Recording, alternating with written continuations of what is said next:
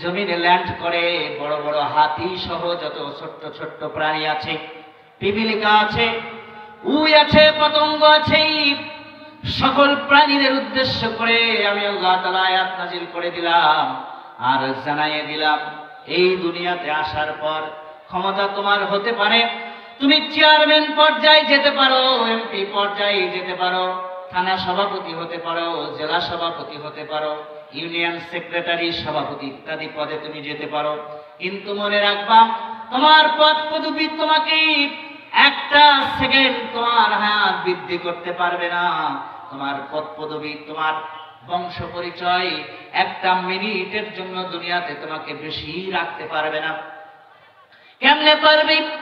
আমি তো নির্ধারণ করে দিয়েছি, কুল্লু নাফসিন যায়িকাতুল মাউত, মরাই লাগবে, মরাই লাগবে, মরার বাইরে কোনো সুযোগ নাই।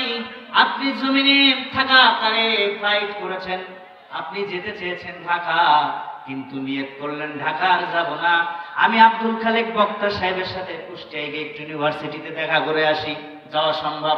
আপনি যশোর যেতে চেয়েছেন, গেলেন না, টাঙ্গাইল চলে গেলেন, যাওয়া সম্ভব। আপনি যেতে চেয়েছেন অস্ট্রেলিয়া, যাবেন না, মদিনায় যাওয়া সম্ভব। দুনিয়ার সব ফ্লাইট, সব ভাড়া, সব বুকিং করা গাড়ি এদিক ওদিক করা যায়, কিন্তু আমার আল্লাহ একটা গাড়ি দিয়েছে, এদিক ওদিক করা যায় না রে বান্দা। এদিক ওদিক করার কোনো সুযোগ নেই। দুনিয়ার সব গাড়ি আপনি উল্টাতে পারবেন, মানুষকে লাগাতার মেরে মেরে আপনি পথ নিতে পারবেন, কিন্তু মালাকাল মউত যেদিন আপনাকে ধরবে, সেই দিন এক সেকেন্ডের জন্য আপনি বেশিও থাকতে পারবেন না, কমও থাকতে পারবেন না। ঠিক কিনা বলেন? এই মালাকাল মউত, মৃত্যু যখন আছে, মৃত্যুর আগেই তো আল্লাহ আমাদেরকে জিন্দা করে দুনিয়ায় প্রেরণ করে দিয়েছেন। মৃত্যু আছে, মৃত্যু নামক পেয়ালার মধ্য দিয়ে আল্লাহ আবার টেনে হেসে তার কাছে নিয়ে নেবেন।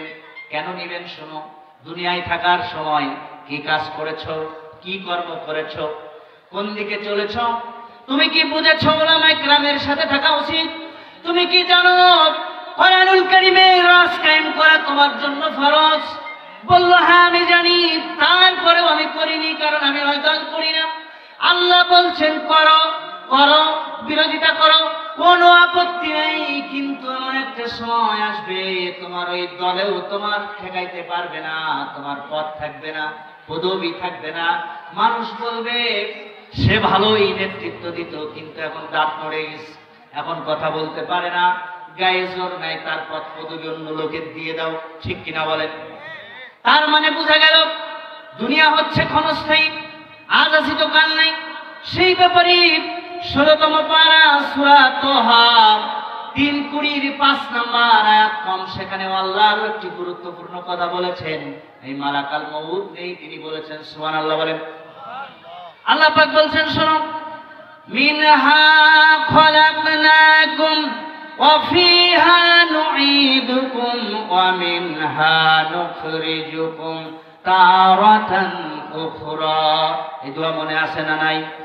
আমার সাথে পড়েন, মিনহা খলাকনাকুম ওয়া ফিহা নুঈদুকুম ওয়া মিনহা নুখরিজুকুম তারাতান উখরা। জোরে বল আল্লাহু আকবার। আল্লাহ বলছেন, কিসের রে বান্দা অহংকার তোর, কিসের গৌরব, কিসের তোর পদ পদবি, কিসের তোর রাজনীতি, কিসের তোর বড়াই? কেন তুই আলেম মানুষ নাই? কেন ইমামদের অপমান করেছো? কেন জমিরায় ফেলেছো? কেন ফুকুর জমি লিখে নিয়েছো রে বান্দা? কেন ভাইটা একটু কম বোঝে তার জমি লিখে নিয়েছো? বোনটা একটু কম বোঝে তার জমি লিখে নিয়েছো? কেন লিখলা রে বান্দা?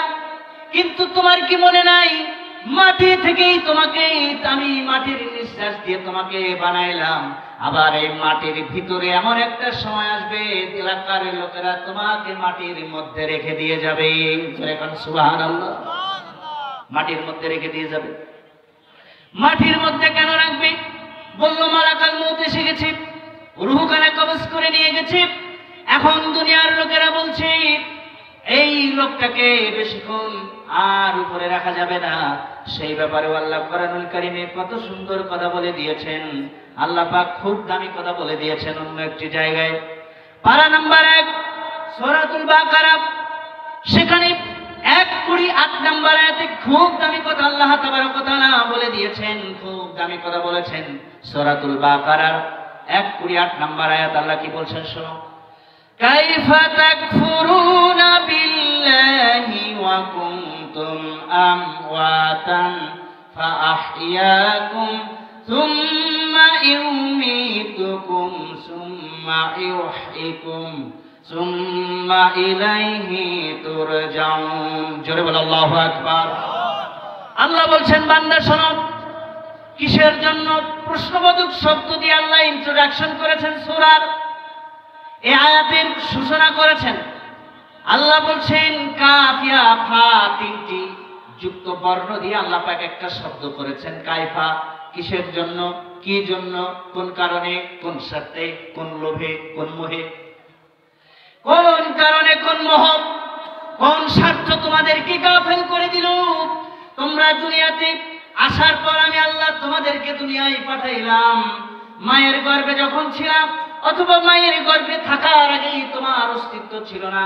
আজ থেকে 26 বছর আগে আব্দুল খালেক নামে কেউ ছিল না। আবার এই যে ভাইয়ের বয়স যদি 22 হয়, 22 বছর আগে কেউ ছিল না। আপনার বয়স যদি 50 হয়, 51 বছর আগে আপনার নামে কেউ ছিল না। আল্লাহ বলছেন বান্দারি, আমি তোমার সেই রব, আমি তোমার সেই আল্লাহ, আমি তোমাকে মহব্বত করে দুনিয়ায় পাঠাইয়া দিলাম। সুবহানাল্লাহ বলেন। আমি গাভী বানাই নাই, গরুও বানাই নাই, ছাগল বানাই নাই, বনের পশু বানাই নাই, তোমাকে মানুষ করে দুনিয়ায় পাঠাইয়া দিয়েছি। তোমাকে দুনিয়ায় আনার পরে আমি তোমাকে শক্তি দিয়েছি, সামর্থ্য দিয়েছি, অর্থ দিয়েছি, চেয়ারম্যান বানাইছি, এমপি বানাইছি, মন্ত্রী বানাইছি। চেয়ারম্যান, এমপি, মন্ত্রী এগুলা কি মানুষ নিজে ইচ্ছা করে হয় নাকি আল্লাহ বানায়? জোরে বলেন, এগুলোর মালিক কে, আল্লাহ নাকি মানুষ নিজে? আমাদের ঝিনাইদার এক চেয়ারম্যান যে ঝুলাইয়া রাখছিল, দেখছিলেন ভিডিও? কারা কারা দেখছিলেন একটু হাত তোলেন। মাশাআল্লাহ, কয়েকজন দেখেছেন। উনি চেয়েছিল আরো অন্তত পক্ষে 2-4 বার চেয়ারম্যান পদ নিয়ে চেয়ারম্যানই করে এরপরে দুনিয়া থেকে বিদায় হবে। তা কি হয়েছে? তা কি হয়েছে? অথবা এর আগে আরো একজন চেয়েছিল যে আজীবন উনি যতদিন বাঁচবে বাংলাদেশের মাটিতে, উনি যতদিন বাঁচবে উনি বড় চেয়ারটা দখল করে রেখেই তারপরে যাবে। উনি কি থাকতে পেরেছে? কথা কয় না, পাচ্ছে?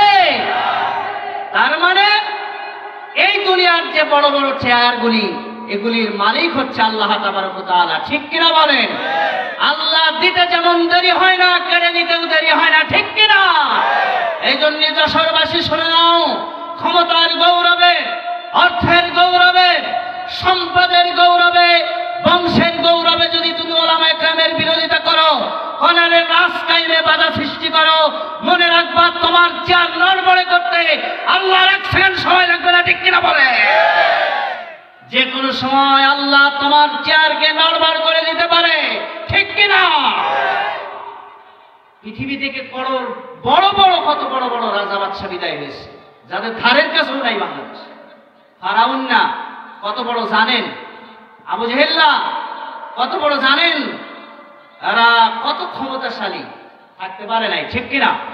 ঠিক টাইমে মালাকাল মউত তাদেরকে পাকড়াও করছে। আল্লাহ তাআলা বলছেন যে কাইফা, কেন, কিসের জন্য, কোন স্বার্থ তোমাদেরকে গাফেল করেছে, কোন স্বার্থ? অথচ তোমাদেরকে হুঁশ নাই, তুমি মৃত ছিলে।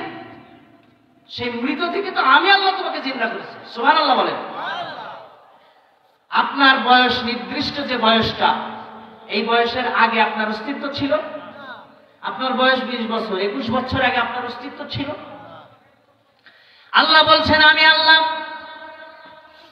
আমি তোমার এমন রব, আমি তোমার এমন স্রষ্টা, না চাইতেই তোমার মায়ের গর্ভে তোমাকে নিয়ে আসলাম।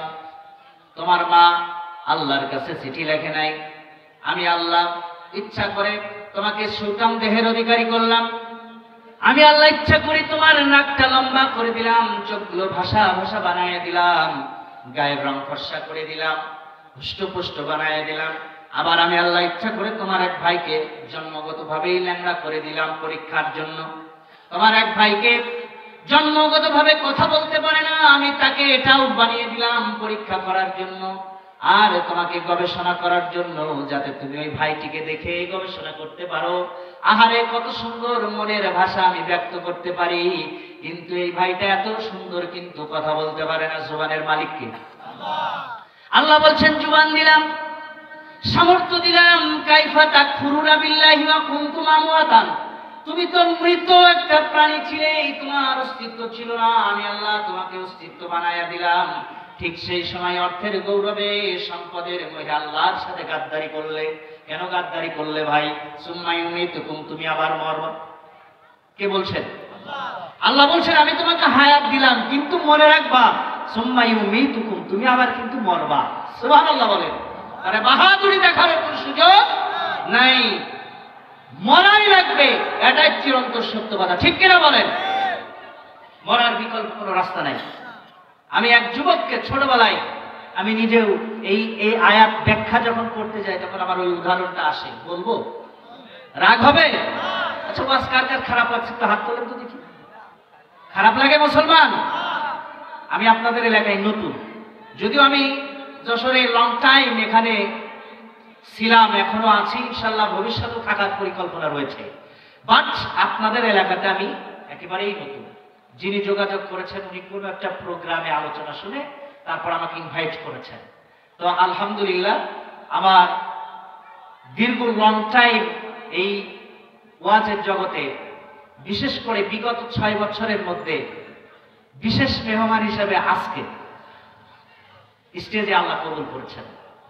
সব জায়গাতে আপনাদের দোয়ায় আল্লাহ প্রধান হিসেবে রাখেন। আমি জানি না প্রধান হওয়ার যোগ্য কিনা, কারণ সব যোগ্যতা একজনের, তিনি কে? তবে এটাও আল্লাহর নিয়ামত। ঠিক কিনা বলেন? আল্লাহ চেয়েছেন eye to eye, face to face আপনাদের সাথে এই পজিশনে, এই পরিবেশে কথা হবে। ঠিক কিনা? এটা আমার চাওয়া না চাওয়ার বিষয় নাই, আবার আপনার ডিসাইড করার এবং না করার বিষয় না, এটা নির্বাচন করেছেন একজন, তিনি কে? আল্লাহর ফায়সালা। তো ছোটবেলায় যখন আমরা ঘূর্ণি উড়াতাম, তখন এত কষ্ট করে ঘূর্ণি যখন বানাতাম, ঘূর্ণিটা আকাশে উড়াতাম, আকাশে যাওয়ার পরে ঘূর্ণি এই যে এটা করতো, মানে আমাদের কুষ্টিয়াতে বলে যে ডাল মারে, আপনাদের এদিকে কি কয়? আচ্ছা, কানি মারে অথবা ডাল মারে। এই কানি মারা ডাল মারা তখন বুঝি নাই। এই সূরাতুল বাকারার 128 নম্বর আয়াত যখন পড়েছি তখন দেখেছি এই কানি মারার ডাল মারার মধ্যে নিয়ামত কত। কি নিয়ামত? একটা বাচ্চাকে ধরলাম, এই বিশৃঙ্খলা হচ্ছে কেন ভাই? যারা ভলেন্টিয়ার আছেন একটু পাশে, কথা কম হবে, কথা কম বলেন। দুরূদ শরীফ পড়ে আল্লাহুম্মা সাইয়্যিদিনা আলা আলি।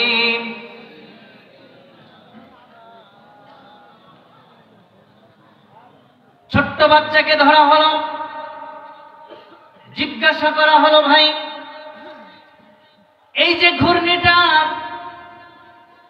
নাটাই তোমার হাতে, ঘূর্ণি উপরে কিন্তু ছোট্ট ছোট্ট করে যে এরকম করে একটা কাগজ তুমি ছিঁড়লে, কাগজটা ছিঁড়ে মাঝখানে ছিদ্র করে সুতোর সাথে দিলে, কারণটা কি? একটা বাচ্চা আমাকে বলল হুজুর জানেন না কত কষ্ট করে আমি ঘূর্ণি বানিয়েছি, মায়ের চক্ষু ফাঁকি দিয়ে, বাবার চক্ষু ফাঁকি দিয়ে, স্কুল টিচার, স্কুল শিক্ষকের চক্ষু ফাঁকি দিয়েছি। আমি রোদ্রের মধ্যে গাছে উঠে কষ্ট করে আঠা তৈরি করেছি, বাঁশের শলা করে কষ্ট করি, আমি স্কুলের ভান করে কষ্ট করে দীর্ঘ সময় লং টাইমে ঘূর্ণিটার পিছনে ছিলাম। আমি ঘূর্ণি বানিয়েছি, আমি রোদ্রের মধ্যে কষ্ট করে আঠা বানাইলাম, রোদ্রের মধ্যে কষ্ট করে শলা বানাইলাম, এখন আকাশে উড়িয়ে দিলাম। ঘূর্ণি তো আমার কথা শোনে না। আমি জিজ্ঞেস করলাম বাচ্চা ছেলে, তুমি ঘূর্ণি তোমার কথা শোনে না, তা তুমি কাগজ দিয়া কি বুঝাতে চাও? ঘূর্ণি ওই বাচ্চা ছেলেটা বলছে শোনেন, এই কাগজ দ্বারা বাচ্চা ছেলে